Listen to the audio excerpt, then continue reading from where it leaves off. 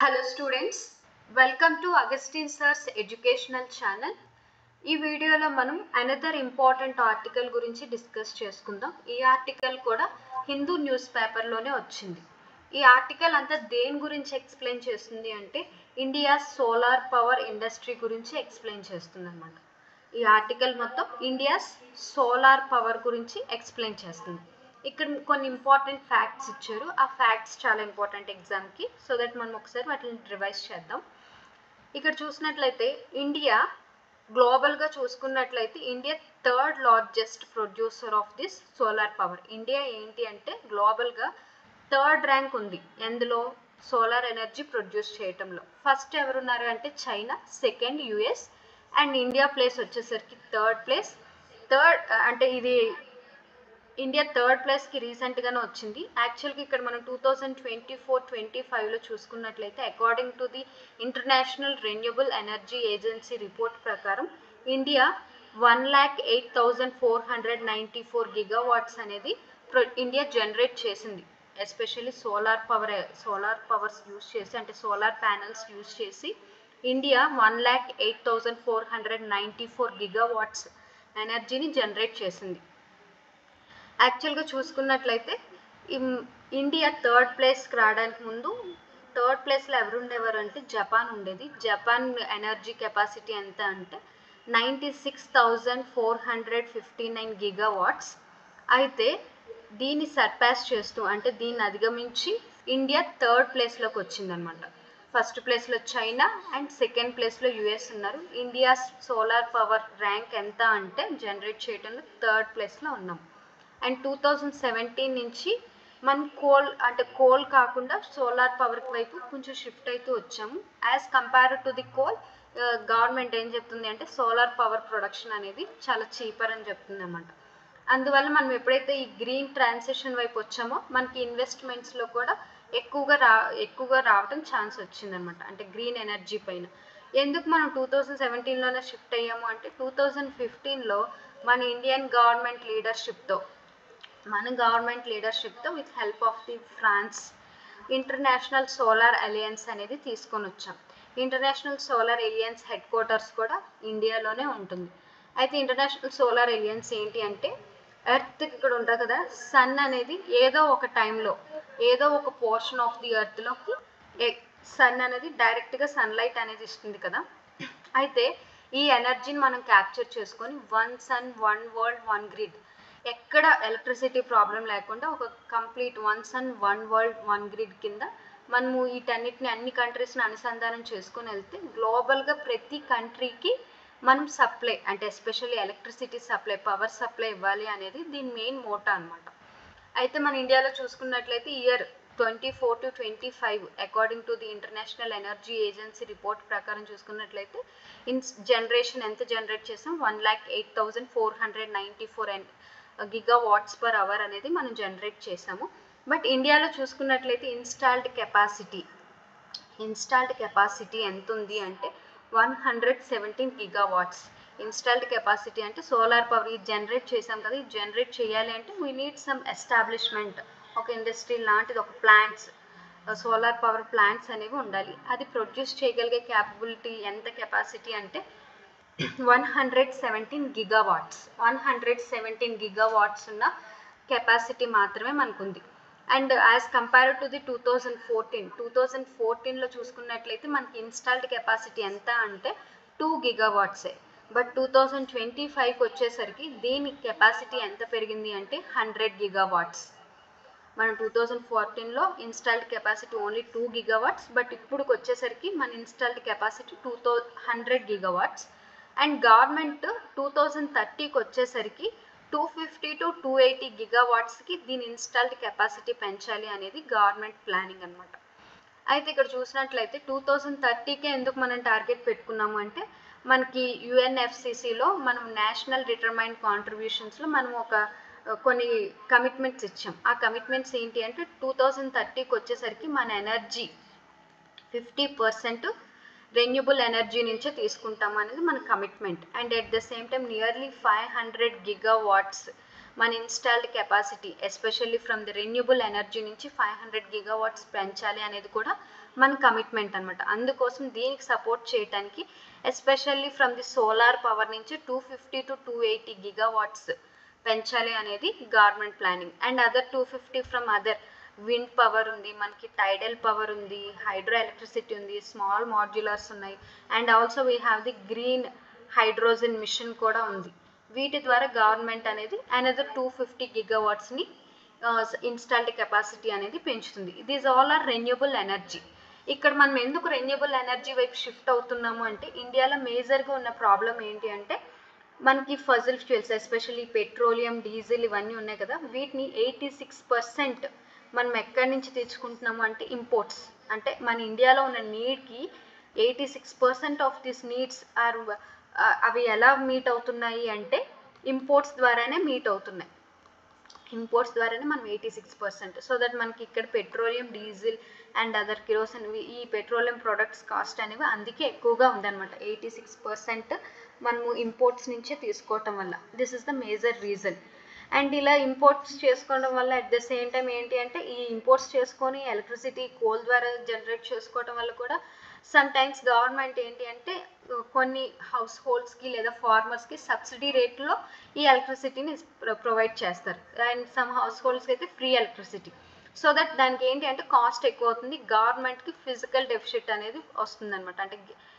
అంటే ఇన్కమ్ కన్నా ఎక్స్పెండిచర్ అనేది ఎక్కువ అవుతుంది గవర్నమెంట్కి. సో దట్ దాన్ని రెడ్యూస్ చేయాలి అనే దానిపైన గవర్నమెంట్ ఏంటి అంటే రెన్యూబుల్ ఎనర్జీ వైపు షిఫ్ట్ అవుతున్నాం. ఇలా షిఫ్ట్ అవ్వటం వల్ల ఇది పొల్యూషన్ కూడా తగ్గిస్తుంది. పొల్యూషన్ మీన్స్ ఎప్పుడైతే మనం కోల్ వీటిని యూటిలైజ్ చేస్తామో అవి CO2 కార్బన్ డైఆక్సైడ్ని ఎమిట్ చేస్తాయి. ఈ కార్బన్ డైఆక్సైడ్ ఏంటి అంటే గ్రీన్ హౌస్ గ్యాసెస్. ఈ గ్రీన్ హౌస్ గ్యాసెస్ అనేవి ఏంటి అంటే ఎక్కువ హీట్ని ట్రాప్ చేసుకోవడం వల్ల గ్లోబల్ వార్మింగ్ అనేది జరుగుతుంది. ఈ గ్లోబల్ వార్మింగ్ వల్ల మనకి ఏమవుతుంది, క్లైమేట్ చేంజ్ అవుతుంది. క్లైమేట్ చేంజ్ అంటే ఇప్పుడు చూడండి ఎరాటిక్ మాన్సూన్స్ అయినా అంటే మాన్సూన్స్ వర్షాలు సరిగ్గా పడకపోవటం, లేకపోతే ఎక్సెసివ్గా పడటం and so many climate related issues అన్నీ తీసుకొని వస్తుంది. అంటే సీజన్స్ కూడా మారిపోతూ వస్తాయి కదా, ఇలాంటిది అనేది జరుగుతుంది. సో దట్ వీటన్నిటిని రెడ్యూస్ చేయాలి అనేది గవర్నమెంట్ ఇంటెన్షన్. అందుకోసమని మనం రెన్యూబుల్ ఎనర్జీ వైపు షిఫ్ట్ అవుతున్నాం. రెన్యూబుల్ ఎనర్జీలో కూడా మనకి solar, sun energy is most cheapest and available energy కాబట్టి we are trying to boost this India's solar power industry. And major issue ఏంటి అంటే మనం ఎందుకు అంత ఫాస్ట్గా గ్రో అవ్వలేకపోతున్నాము అంటే మన కాంపోనెంట్స్ ఎస్పెషల్లీ సోలార్ ప్యానెల్స్ దాని రిక్వైర్డ్ రా మెటీరియల్స్ కాస్ట్ అనేది చైనాతో కంపేర్ చేసుకుంటే ఇండియాలో ప్రొడ్యూస్ అయిన వాటి కాస్ట్ 2 times ఎక్కువ అనమాట. అంటే చైనాలో 100 రూపీస్కి వచ్చే ప్రోడక్ట్ ఇండియాలో 200 రూపీస్ మనం పే చేయాల్సి వస్తుంది. అందుకే అడాప్షన్లో కూడా స్లోగా ఉన్నారు. అందుకోసమనే ఇండియా ఓన్లీ 4 గిగావాట్స్ మాత్రమే ఎక్స్పోర్ట్ చేస్తుంది. అంటే సోలార్ పవర్ మనకి ఏదైతే మనం ప్రొడ్యూస్ చేస్తున్నామో only India is able to export nearly 4 gigawatts. అదే మనం చైనాలో చూసుకున్నట్లయితే చైనా నియర్లీ 236 గిగావాట్స్ అనేది చైనా ఏంటి ఎక్స్పోర్ట్ చేస్తుంది. చూడండి ఇక్కడ 4 గిగావాట్స్, ఇక్కడ వచ్చేసరికి 236 గిగావాట్స్. అండ్ మేజర్గా మనం కూడా ఎంటైర్ ఆఫ్రికన్ కంట్రీస్కి, ఆఫ్రికా కాంటినెంట్ ఉంది కదా, ఆఫ్రికన్ కంట్రీస్కి సోలార్ పవర్ అనేది సప్లై చేయాలి అనేది మన planning, especially Indian government planning. But మనకి ఏంటి అంటే తక్కువగా ఎక్స్పోర్ట్ చేస్తున్నాం. And we are also planning for the entire African కంట్రీస్కి సప్లై చేయాలనేది intention through the International Solar Alliance. Already మనం ఇంటర్నేషనల్ సోలార్ అలయన్స్ అని చెప్పుకున్నాం కదా, ఇందులో ఇండియా పార్ట్. దీన్ని యూజ్ చేసి 1 sun 1 world 1 grid పథకం కింద ఆఫ్రికాకి, ఎంటైర్ ఆఫ్రికాకి కూడా సోలార్ పవర్ సప్లై చేయాలనేది government planning. And major schemes ఇది అంటే సోలార్ పవర్ ఇన్స్టాలేషన్ అనేది మనం బూస్ట్ చేయాలి. నియర్లీ 280 గిగావాట్స్ అనేది తీసుకొని రావాలి. అందుకోసమని గవర్నమెంట్ మేజర్గా కొన్ని స్కీమ్స్ అనేది లాంచ్ చేసింది. ఆ స్కీమ్స్ ఏంటంటే PM Kusum scheme and PM Surya Ghar Yojana scheme. ఈ 2 స్కీమ్స్ చాలా ఇంపార్టెంట్, ఎగ్జామ్స్లో డైరెక్ట్గా క్వశ్చన్స్ అడిగే ఛాన్స్ ఉంటుంది. PM Kusum scheme, PM Kusum అంటే ఏంటి అంటే ప్రధాన్ మంత్రి కిసాన్ ఊర్జా సురక్ష ఏవం ఉత్తమ్ మహాభియాన్. దీని ఫుల్ ఫామ్ వచ్చేసరికి ఇదండి. అండ్ ఈ స్కీమ్ని మనం 2019లో లాంచ్ చేసాము. ఈ స్కీమ్లో పార్ట్గా ఏంటి అంటే ఫార్మర్స్ ఉంటారు కదా, వాళ్ళకి సోలార్ పవర్ అంటే ఫార్మర్స్ వచ్చేసరికి ఇప్పటివరకు ఎలక్ట్రిసిటీ పైన మోర్గా డిపెండ్ అయ్యారు కదా, వాళ్ళకి ఎక్కువగా ఎలక్ట్రిసిటీ కూడా అవసరం ఉంటుంది. సో దట్ వాళ్ళకి రిలయబుల్ సోలార్ పవర్ అనేది ఇవ్వాలి అనే దానికోసం ఇది మెయిన్ ప్రోగ్రామ్. అండ్ ఏంటి అంటే మనం అట్ ద సేమ్ టైం చెప్పాం కదా, fossil fuels, diesel, petroleum 86 imports అనేది మనం ఎక్కువగా డిపెండ్ అయి ఉన్నాం, అది కూడా ఇంపోర్ట్స్ పైన. సో దట్ మనకి ఎక్కువ అమౌంట్ అనేది కాస్ట్ అవుతుంది, we have to pay in dollars. So that దాన్ని కూడా ఆ డిపెండెన్స్ని కూడా రెడ్యూస్ చేయాలి అనే దానికోసం దీన్ని తీసుకొని వచ్చాం. అందుకోసమని గవర్నమెంట్ ఏంటంటే 3 కాంపోనెంట్స్ తీసుకొని వచ్చింది. కాంపోనెంట్ ఏలో పార్ట్గా ఏంటి అంటే ఇక్కడ ఏంటి అంటే ఫార్మర్స్ ఉంటారు కదా, ఫార్మర్స్కి they have wet and dry lands. Wet అంటే వెట్ ప్లేస్లో దే కెన్ గ్రో క్రాప్స్, అంటే డ్రై ల్యాండ్ మెట్ట భూములు అంటారు కదా, అక్కడ వాళ్ళు ఎటువంటి ప్లాంట్స్ ప్లాంట్ చేయరు, ఆ ల్యాండ్ కూడా అలా బ్యారన్గా ఉండిపోతుంది. కాబట్టి ఈ ప్లేస్లో గవర్నమెంట్ ఏం చెప్తుంది అంటే ఫార్మర్స్కి మీరు ఇక్కడ సోలార్ ప్యానెల్స్ ఇన్స్టాల్ చేసుకోండి. సోలార్ ప్యానెల్స్ ఇన్స్టాల్ చేసుకున్నట్లయితే మీకు ఎలక్ట్రిసిటీ ప్రొడ్యూస్ అవుతుంది కదా, ఆ ప్రొడ్యూస్ అయిన ఎలక్ట్రిసిటీని మీరు ఏదైతే ఇరిగేషన్కి మనం మోటార్స్ పెట్టి యూజ్ చేసుకుంటున్నామో ఆ ఎనర్జీ దీనికి యూజ్ చేసుకోండి అనేది గవర్నమెంట్ ప్లానింగ్ అనమాట. ఒకవేళ మీకు ఎక్సెస్గా మీరు ప్రొడ్యూస్ చేస్తే మీరు డిస్కామ్స్కి, మనకి ఈ జెన్కో డిస్కో అని ఉంటుంది. జెన్కో అనేది జనరేటెడ్ రిలేటెడ్ అండ్ డిస్కామ్ అనేది ఎలక్ట్రిసిటీ డిస్ట్రిబ్యూషన్లో పార్ట్ అనమాట. అయితే మీరు డిస్కామ్స్కి మీరు ఎక్సెసెస్గా జనరేట్ చేసింది కూడా మీరు సేల్ చేసుకోవచ్చు అని గవర్నమెంట్ చెప్పింది. And at the same time component below చూసుకున్నట్లయితే ఇప్పుడు ఏదైతే సోలార్ పవర్ని వీళ్ళు జనరేట్ చేసాయో పంప్స్ అనేవి అంతకుముందు ఇవి మన ఎలక్ట్రిసిటీకి, అంటే ఎలక్ట్రిసిటీ బేసిక్గా ఈ హైడ్రో ఎలక్ట్రిసిటీ, కోల్ ఎలక్ట్రిసిటీకి హై పవర్ ఉండేవి. అంటే ఆ పంప్స్ అనేవి ఇప్పుడు సడన్గా సోలార్ పవర్కి వచ్చేస్తే ఆ పంప్స్ సపోర్ట్ చేయకపోవచ్చు. అందుకోసమని ఇక్కడ గవర్నమెంట్ ఏంటి అంటే ఓన్లీ అంటే సోలార్ పవర్కి అవసరమయ్యే సోలార్ పంప్స్ని సప్లై చేయాలనేది కూడా కాంపోనెంట్ బిలో పార్ట్ అనమాట. ఇలా 3 కాంపోనెంట్స్గా ఫస్ట్ పార్ట్లో సోలార్ ఎనర్జీని వాళ్ళు ఇన్స్టాలేషన్ చేసుకోవడానికి గవర్నమెంట్ ఎనేబుల్ చేస్తుంది. అండ్ పంప్స్ వీటికి సోలార్ పవర్కి సూటబుల్ అంటే ఫ్లెక్సిబుల్ అయ్యి కంపాటబిలిటీతో ఉన్న సోలార్ పవర్స్ని స్టాండ్ అలోన్ సోలార్ పవర్స్ని ఎస్టాబ్లిష్ చేసుకోవడానికి కూడా కాంపోనెంట్ బిలో గవర్నమెంట్ ప్రమోట్ చేస్తుంది. అండ్ ఏంటి అంటే సోలార్ అంటే గ్రిడ్ ఏదైతే ఉంటుంది, ఈ పంప్స్ని కనెక్ట్ చేసే గ్రిడ్ని కూడా ఎంటైర్ సోలరైజ్ చేయాలి అనేది కూడా గవర్నమెంట్ ప్లానింగ్ అనమాట. ఈ సోలరైజేషన్ అంటే ఏంటంటే మనకి ఏదైనా ఒక సిటీకి ఎలక్ట్రిసిటీ రావాలి అంటే ఆ సిటీ అంతా కూడా గ్రిడ్కి కనెక్ట్ అయి ఉంటుంది. ఓకే, ఇది ఒక సిటీకి అవ్వచ్చు, లేకపోతే ఒక పర్టికులర్ ఏరియాకి అవ్వచ్చు. అయితే ఈ పర్టికులర్ ఏరియాకి అంతా ఈ గ్రిడ్ కనెక్ట్ అవ్వడం వల్ల వీళ్ళకి ఎలక్ట్రిసిటీ వచ్చినట్లయితే ఈ గ్రిడ్ ద్వారా వచ్చేటప్పుడు ఎక్కడైనా ఇక్కడ ఏదైనా ప్రాబ్లం వచ్చిందనుకోండి, ఎంటైర్ ఇక్కడంతా ఎలక్ట్రిసిటీ అనేది స్టాప్ వస్తుంది. అండ్ ఇప్పటి వరకు ఈ గ్రిడ్స్ అనేవి మేజర్గా ఎలక్ట్రిసిటీ నార్మల్గా మనకి జెన్కో డిస్కమ్స్ వీటి సపోర్ట్ చేస్తాయి, అంటే హైడ్రో ఎలక్ట్రిసిటీ లేదా కోల్ ద్వారా ప్రొడ్యూస్ అయిన ఎలక్ట్రిసిటీతో కనెక్ట్ అయి ఉన్నాయి కదా. ఇప్పుడు ఈ గ్రిడ్స్ అనేవి సోలార్ పవర్తో రన్ అయ్యేలాగా ఎనేబుల్ చేయాలి అనేది ఇది అనదర్ కాంపోనెంట్. ఇలా 3 కాంపోనెంట్స్ ఇందులో ఉంటాయి. And at the same time ఇలా చేయటం వల్ల మేజర్ బెనిఫిట్స్ ఏంటి అంటే ఫార్మర్స్ ఇన్కమ్ అనేది డబుల్ అయ్యే ఛాన్స్ ఉంది. ఎందుకు, అంతకుముందు వాళ్ళు ఎలక్ట్రిసిటీకి అమౌంట్ పే చేసేవారు, ఇప్పుడు వాళ్ళే ప్రొడ్యూస్ చేసుకుని యూటిలైజ్ చేసుకుని అండ్ ఎక్సెసివ్గా ఉంటే సేల్ చేసుకుంటున్నారు. సో దట్ దీని ద్వారా వాళ్ళ వేస్ట్ ల్యాండ్ ద్వారా ఫార్మర్స్ ఇన్కమ్ అనేది గ్రో అవుతుంది. And at the same time clean energy అనేది ప్రమోట్ అవుతుంది. నార్మల్గా మనం కోల్ ద్వారా చూసుకుంటే కార్బన్ డైఆక్సైడ్ అనేది ఎమిట్ అవుతుంది, it is a pollutant. So that ఆ ప్రాబ్లం కూడా ఇక్కడ మనం రెడ్యూస్ చేయొచ్చు, especially in agriculture. And at the same time fuel and electricity subsidy burden కూడా గవర్నమెంట్కి తగ్గుతుంది. చెప్పాం కదా, ఫిజికల్ డెఫిసిట్ అనేది పెరిగిపోతూ వస్తుంది. సో దట్ ఇలాంటి ఎక్కువగా స్కీమ్స్ అనేవి ప్రమోట్ చేస్తూ రావటం వల్ల సో దట్ ఇప్పుడు ఫార్మర్సే వాళ్ళు ఎలక్ట్రిసిటీ ప్రొడ్యూస్ చేసుకున్నట్లయితే ఈ సబ్సిడీ అనేది గవర్నమెంట్ నుంచి రాకుండా అండ్ గవర్నమెంట్ ట్రెజరీకి కూడా ఆ బర్డెన్ తగ్గుతుంది. And at the same time farmers income double అవుతుంది, క్లీన్ ఎనర్జీ కూడా ప్రమోట్ అవుతుంది. అండ్ నెక్స్ట్ స్కీమ్ చూసుకున్నట్లయితే పిఎం సూర్యఘర్ ముఫ్త్ బిజ్లీ యోజన.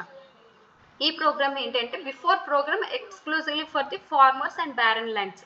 అలా కాకుండా ప్రతి ఒక్కరికి ల్యాండ్ ఉండదు కదా, ఇదేంటంటే ఈ ప్రోగ్రామ్ 2024లో తీసుకొచ్చాము. ఈ ప్రోగ్రాంలో భాగంగా ఏంటి అంటే రూఫ్ టాప్ సోలార్ అనేది ప్రమోట్ చేయాలండి. అండ్ ఎవ్రీ హౌస్ హోల్డ్స్ ఉంటాయి కదా, ఆ ఇంటి పైన ఈ సోలార్ ప్యానెల్స్ అనేవి ఎస్టాబ్లిష్ చేసుకుంటే ఆ ఇంటికి సరిపడినంత ఎలక్ట్రిసిటీ వాళ్ళే జనరేట్ చేసుకోవచ్చు. సో దట్ ఫ్రీ ఎలక్ట్రిసిటీ అనేది ప్రమోట్ చేయాలి అనేది గవర్నమెంట్ మెయిన్ ఇంటెన్షన్. అయితే దీని ద్వారా ఏమవుతుంది అంటే మనకి సోలార్ ఇన్స్టాలేషన్ కెపాసిటీ పెరుగుతుంది and at the same time house హోల్డ్స్కి ఫ్రీ ఎలక్ట్రిసిటీ అనేది వస్తుంది అనమాట.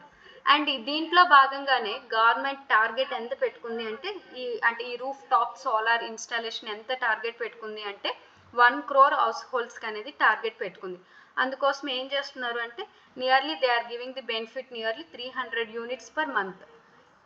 అండ్ ఒకవేళ ఎక్సెసివ్గా వాళ్ళు ప్రొడ్యూస్ చేసుకున్నట్లయితే we have the smart meter, వాళ్ళు ఆ ఎక్సెసివ్గా వచ్చిందని కూడా సేల్ చేసుకోవచ్చు. అయితే ఈ సోలార్ రూఫ్ టాప్ ప్యానెల్స్లో ఇన్స్టాల్ చేసుకోవాలంటే ఇన్స్టాలేషన్ కాస్ట్ పడుతుంది కదా, అందుకోసమని గవర్నమెంట్ ఎవ్రీ హౌస్ హోల్డ్కి 75,000 ఈ సబ్సిడీ అనేది ఇస్తుంది in order to install this solar panels అనమాట.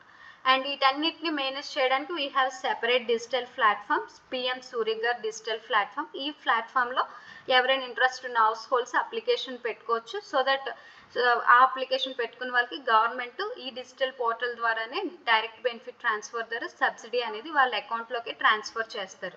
ఇలా చేయటం వల్ల ఏంటి అంటే మేజర్గా it reduces the house hold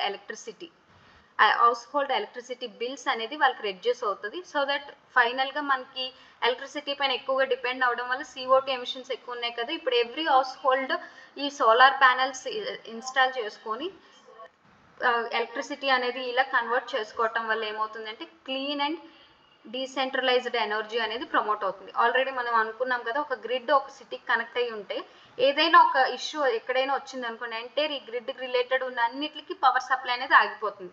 అది ఎవ్రీ హౌస్ హోల్డ్కి own grid, own installation energy ఉంటే ఒకవేళ ఏదైనా ఇష్యూ వస్తే ఈ హౌస్కి మాత్రమే పవర్ సప్లై స్టాప్ అవుతుంది.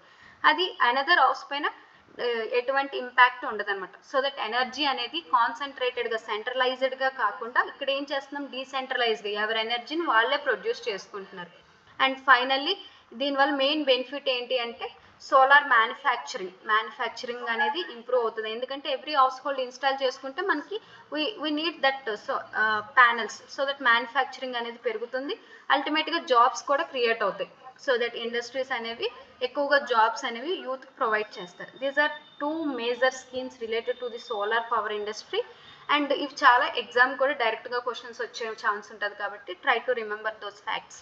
And major challenges of the solar power industry ఏంటి అంటే హై కాస్ట్. ఆల్రెడీ అనుకున్నాం కదండి, చైనాతో కంపేర్ చేసుకున్నట్లయితే ఇండియాస్ కాస్ట్ ఎంత అంటే 2 times ఎక్కువ అనమాట. And at the same time లో డొమెస్టిక్ అడాప్షన్. ఈవెన్ గవర్నమెంట్ ఇన్ని బూస్ట్ చేసి ఇంత స్కీమ్స్ ఇచ్చినప్పటికీ కూడా డొమెస్టికల్గా అడాప్ట్ చేసుకోవడంలో చాలా లో ఉన్నాము. అండ్ వీక్ ఎక్స్పోర్ట్ మార్కెట్ చూసాం కదా, చైనా 236 గీగావాట్స్ అనేది ఎవ్రీ ఇయర్ ఎక్స్పోర్ట్ చేస్తుంది, బట్ ఇండియా ఎక్స్పోర్ట్ వాల్యూ అంతా only 4 gigawatts. These are the major challenges they mentioned here. Okay, and another ఏంటి అంటే మేజర్గా మనం దీన్ని బూస్ట్ చేయాలి అంటే ఏం చేయాలి, PLI సపోర్ట్లోకి తీసుకొని రావాలి. ఆల్రెడీ గవర్నమెంట్ వీటిని PLIలోకి తీసుకొచ్చింది. PLI అంటే production linked incentive scheme.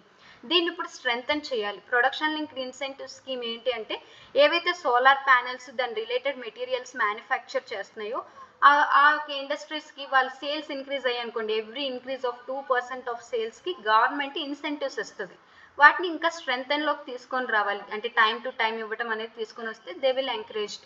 And research and development support. ఇదేంటి అంటే ఒక growing industry, sunrise industry కాబట్టి రీసెర్చ్ అండ్ డెవలప్మెంట్ ఎక్కువగా అవకాశం ఉంది కాబట్టి ఎక్కువగా మనం రీసెర్చ్ అండ్ డెవలప్మెంట్లోకి గవర్నమెంట్ ఎస్పెషల్లీ ఎక్కువ ఇన్వెస్ట్ చేయాలి. అండ్ డొమెస్టికల్గా కూడా డిమాండ్ క్రియేట్ చేయాలి, అంటే ఫ్యూయల్ ఎనర్జీ కాకుండా ఫజల్ ఫ్యూయల్స్ ఎనర్జీ కాకుండా గ్రీన్ ఎనర్జీ వైపు ట్రాన్సిషన్ అయ్యేటట్టు డొమెస్టికల్గా గవర్నమెంట్ అవేర్నెస్ అనేది తీసుకొని రావాలి. అండ్ మనకి ఇంటర్నేషనల్ సోలార్ అలయన్స్లో ఎలాగా పార్టే కాబట్టి ఆ డిప్లొమసీని యూజ్ చేసి ఎక్కువగా ఇన్స్టాలేషన్ దాన్ని యూజ్ చేసి మనకి ఎక్స్పోర్ట్ మార్కెట్ కూడా మనం క్రియేట్ చేసుకోగలగాలి. ఫైనల్గా ఇండియా సోలార్ పవర్ గోల్ ఏంటి అంటే India should be reach to the global solar supply super power. And at the same time మన ఈ కంట్రీకి ఎనర్జీ సెక్యూరిటీ కంపల్సరీగా ఎన్ష్యూర్ చేయాలి. So that it finally leads to the green growth. ఎప్పుడైతే solar power industry develop అవుతుందో మనకి ఎక్స్పోర్ట్లో chance ఉంటుంది, ఎనర్జీ సెక్యూరిటీ ఉంటుంది, and at the same time green growth ఉంటుంది. These are the major issues related to the India's solar power industry. Thank you so much. Have a happy day.